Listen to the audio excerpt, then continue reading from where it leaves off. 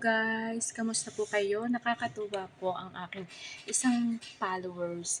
Binigyan niya ako ng mic. So, hindi ko naman ito magagamit. Kaya, kasi nga, alam niyo naman, hindi naman eligible ang country namin sa Oman. So, nakakawalang gana, di ba? So, eto,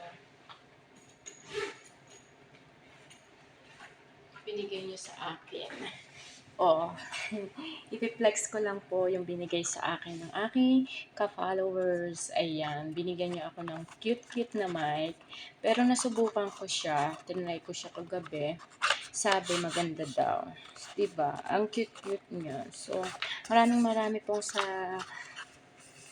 inyong lahat at patuloy kayo nagsusubaybay sa akin. Pero wala pa rin tayo. Ito yung ilalagay sa baba niya. Ito-try lang natin siya. Diba? Kung pwede. Sabi nila gagana daw. So, try natin mga idol. Sa lagayan ito ng charge. Ito. Okay. Tapos, ito yung sa mic. Oh. Pag umilaw daw yan, meron na. So, ayan. Ni-charge ko siya ayan. Hello. Hello, my text, hello. Pag may ilaw na, so, ayan.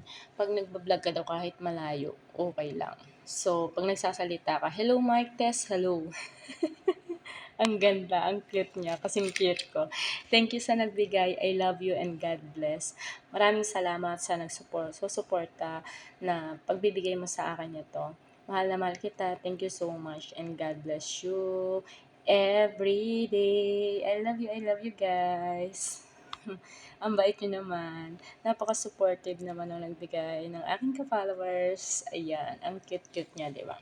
So, it's by the way, it's okay. I will be happy. I'm so happy. Ayan, I got my new mic. Ayan, thank you and God bless. I love you guys.